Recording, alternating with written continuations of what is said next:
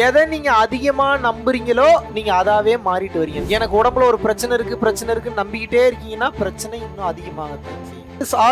Solve ஆகுதுன்னு எவ்வளவுக்கு எவ்வளவு நம்ப ஆரம்பிக்கிறீங்களோ அந்த பிரச்சனை அவ்வளவுக்கு அவ்வளவு சால்வ் ஆகும். நடக்கவே நடக்காத விஷயத்தையும் 100% நம்பினீர்கள் என்றால் அது நிச்சயமாக நடந்தே தீரும். ஏனென்றால் நம்பிக்கைக்கு அப்பேற்பட்ட வலிமை என்பது உண்டு. எனக்கு ஒரு பிரச்சனை நடக்குது அப்படின்னா அந்த பிரச்சனை காரணம் இல்லாம நடக்கல அப்படின்றத முதல்ல ஏத்துக்கணும். உங்களுக்கு எதுக்கு தெரியுமா இப்ப இவ்வளவு குடும்ப பிரச்சனை வருது, இவ்வளவு டென்ஷன் வருது, இவ்வளவு கவலை வருது? இறைவனை நீங்கள் இன்னும் முழுமையாக நம்பவில்லை.